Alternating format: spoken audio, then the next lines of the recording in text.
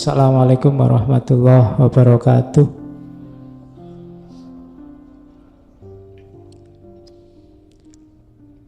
Yang pertama, quotes yang sering dikutip dari Heraklitus tentang kesenangan fisik.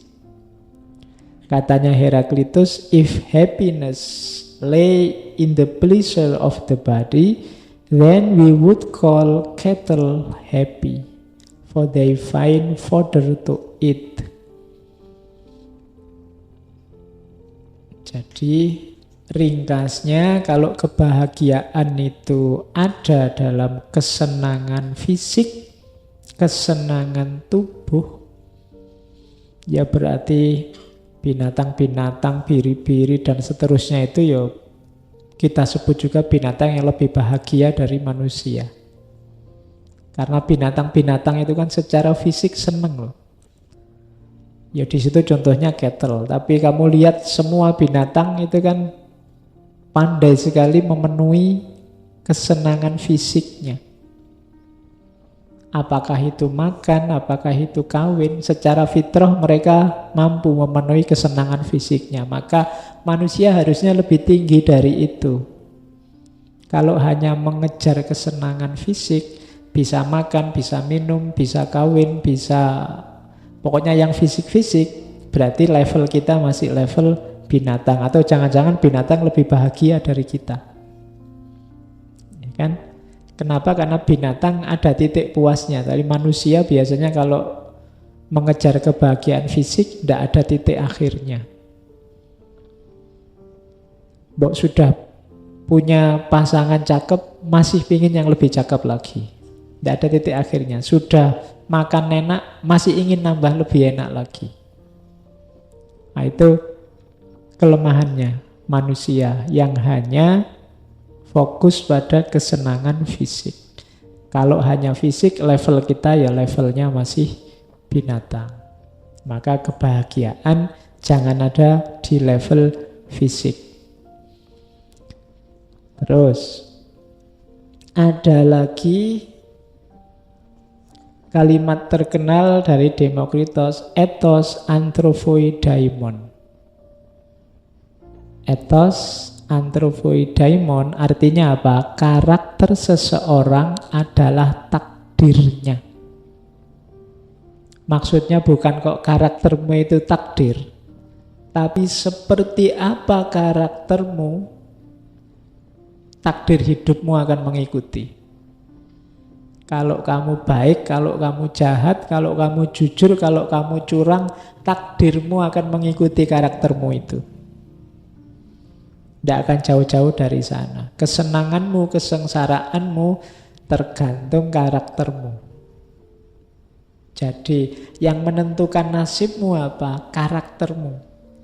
Makanya karakter seseorang adalah takdirnya. Kalau kamu lihat ada orang jahat, takdirnya tidak akan jauh-jauh dari kejahatannya. Dan kesengsaraan hasil dari kejahatan itu. Kalau ada orang baik, ya takdirnya tidak akan jauh-jauh dari kebaikannya serta segala manfaat dari kebaikan itu. Kalau ada orang tanya, takdir saya kira-kira gimana ya Pak? Lihat karaktermu. Disitulah nanti takdirmu akan mengikuti. Donkey would prefer straw to gold. Kalau karaktermu kayak keledai, maka engkau akan lebih memilih jerami daripada emas. Jadi, ya coba dicek karaktermu seperti apa. Kalau levelmu hanya keledai, ya kamu lebih memilih jerami dibandingkan emas. Swine prefer mud to clean water. Kalau karaktermu seperti babi, kamu justru akan memilih lumpur daripada air bersih. Jadi ada banyak pilihan dalam hidup, ada yang bersih, ada yang kotor. Tapi kalau kamu lebih milih yang kotor, kenapa? Karena karaktermu sudah mirip swine.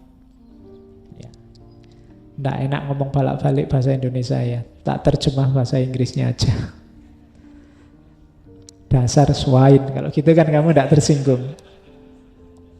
Ya, jadi kalau lebih milih kekotoran berarti kamu milih swine. Kalau kamu membuang yang berharga, milih yang tidak berharga, kamu mirip donkey. Terus, kalau ini pigs. Pigs wash themselves in mud, both in dust or ash. Kalau kamu pigs, ya sedulure atasnya tadi. Kamu akan mandi dalam lumpur, wash themselves in mud. Kalau kamu birds, burung, ya mandimu dengan debu, in dust or ash. Jadi ya tergantung siapa kamu, karaktermu apa. Mandi dengan debu itu maksudnya ya kamu turun ke gelanggang berjuang. Tapi kalau kamu pigs, ya kamu mandinya gulung-gulung di lumpur. Corpses are more worthy to be thrown out than dung. Kalau kamu corpse itu mayat, jenazah, dia lebih layak untuk, berarti kamu hidup tapi gayamu kayak orang mati, tidak ngapa-ngapain, tidak produktif, tidak menghasilkan apa-apa, maka kamu worthy to be thrown out than dung. Dung itu kotoran. Jadi kalau kamu kayak mayat, maka kamu lebih layak dibuang daripada kotoran. Ya kotoran nggak bisa ngapa-ngapain. Kamu kan masih bisa ngapa-ngapain. Tapi gayamu kayak corpse. Kayak corpse itu ndak mau aktif, ndak mau macem-macem, ndak mau gerak. Apa-apa minta dilayani. Mandi minta dimandiin. Ke kuburan minta diantarkan. Ya kan? Itu kan corpse. Kalau gayamu seperti itu, kamu lebih layak dibuang daripada kotoran. Kotoran dikit-dikit masih ada manfaatnya. Tapi kalau kamu sudah tidak ada manfaatnya, bikin susah lagi. Itu corpse. Jadi rumusnya yang atas tadi, ethos anthropoi daimon. Karakter seseorang adalah takdirnya. Kalau karaktermu dangkei, kamu akan lebih milih jerami daripada emas. Kalau karaktermu swine, kamu akan lebih milih lumpur daripada air bersih. Kalau karaktermu pigs, kamu akan lebih suka mandi dalam lumpur. Atau kalau kamu burung, kamu akan bergulung dalam debu. Dan kalau kamu seperti mayat, kamu lebih layak dibuang daripada kotoran. Jadi berarti apa? Ya bangunlah karaktermu yang bagus.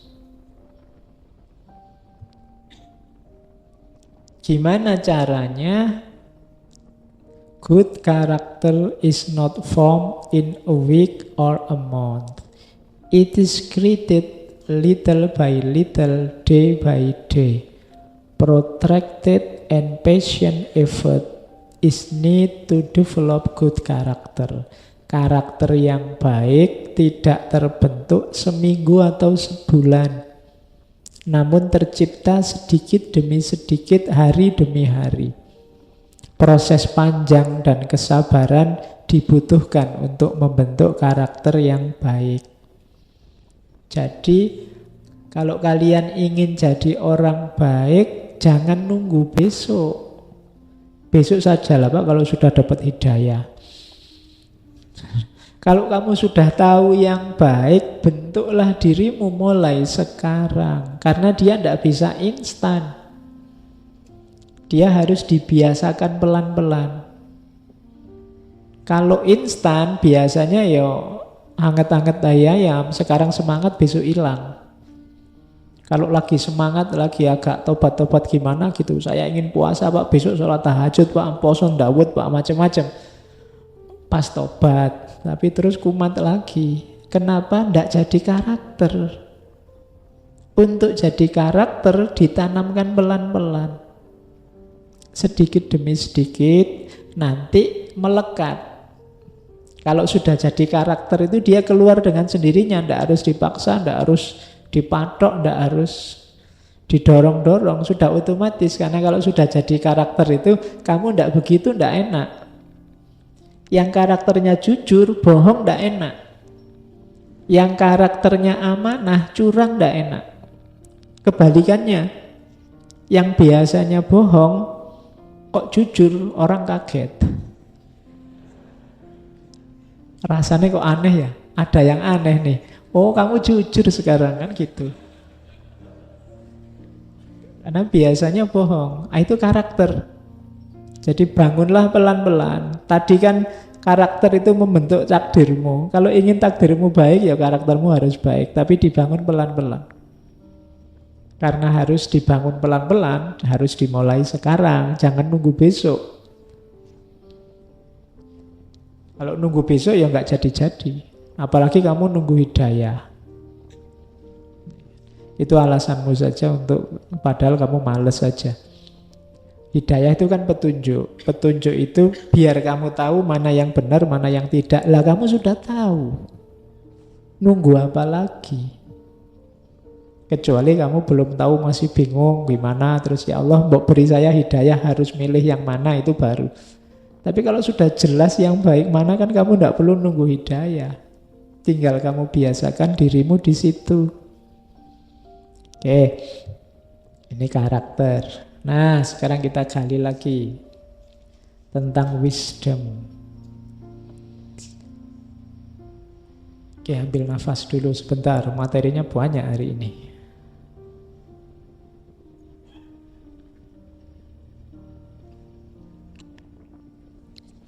Wisdom, kebijaksanaan. Abundance of knowledge does not teach man to be wise. Jadi, banyaknya pengetahuan tidak akan mengajari orang untuk bijaksana. Nah, ini kritik pada kita yang hanya maunya mengoleksi pengetahuan. Keponya luar biasa, tapi hidupnya tidak jadi lebih baik. Mengoleksi pengetahuan, tapi pengetahuan itu hanya jadi ingatan di kepalanya yang tidak manfaat, tidak mengefek pada kebaikan hidupnya. Jadi banyaknya pengetahuan tidak serta-merta membuat orang jadi bijaksana. Tidak harus kamu kaget kalau ada orang yang apa saja ngerti, ditanya apa saja bisa jawab. Belum. Dia bijaksana kalau apa yang dia ucapkan, apa yang dia sampaikan, apa yang dia tahu melahirkan hikmah, kebijaksanaan dalam kehidupannya. Itu baru disebut orang bijaksana. Kalau hanya tahu saja belum disebut bijaksana. Karena kalau sekedar tahu, anak kecil juga bisa menghafalkan teori-teori, menghafalkan konsep-konsep, kemudian disampaikan ulang. Oke, jadi tidak sekedar tahu. Yang kedua, those who love wisdom must investigate many things. Orang yang cinta kebijaksanaan, berarti para filosof, itu bukan orang yang hanya ikut saja apa yang ada di sekelilingnya, tapi juga investigate. Dia meneliti. Dia juga menyelami banyak hal. Jadi, filosof itu tidak cuma membaca dari luar, tapi juga menyelami ke dalam. Jadi those who love wisdom must investigate many things. Harus menginvestigasi banyak hal. Oke, itu sama. Di bawah juga ada those who love wisdom must investigate many things. Apa yang dilakukan applicant for wisdom do what I have done. Orang yang menjalankan kebijaksanaan pasti melakukan apa yang sudah aku lakukan. Apa yang aku lakukan? Inquire within. Apa yang diinvestigasi pertama-tama? Menginvestigasi diri sendiri.